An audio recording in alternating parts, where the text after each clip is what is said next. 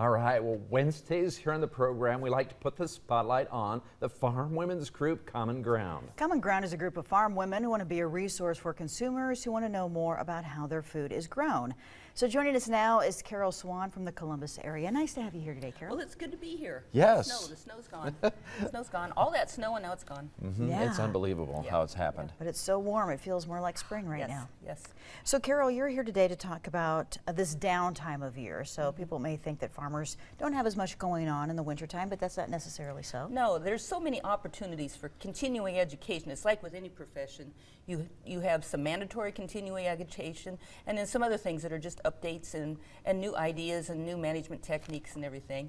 And so the farmers, and this is the list of all of them that are available in the month of February. Wow. Just in the York area from the Extension Service that they have put out.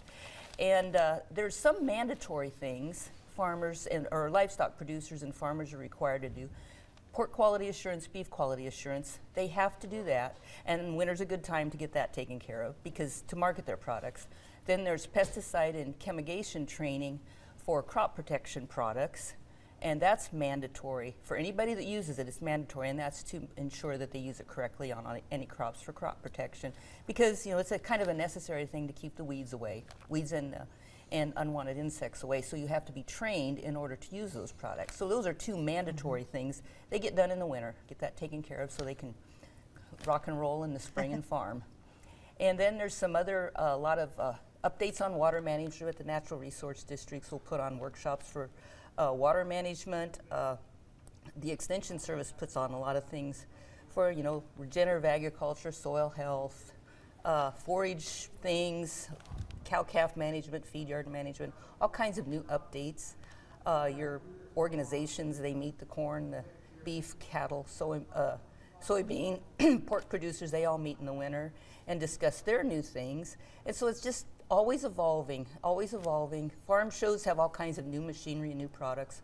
And of course the end thing is so that farmers can continue to prove a safe, economical, and sustainable product for our consumers.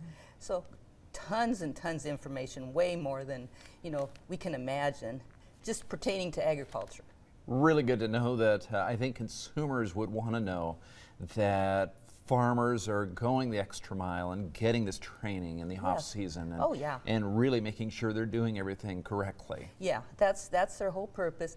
And like I said, the economical part, because people continually concerned about food prices, and of course your inputs always increase, but they can do these management techniques to use less products, use less things, use less water, anything to help with the food costs and to help with sustainability. And it's over and over, continually, all the time. Continuing education. Yes, that's why they call it that, continuing, yes. All right, and you're sticking around, you have a recipe, Yes, Karol? I do. It's an easy one.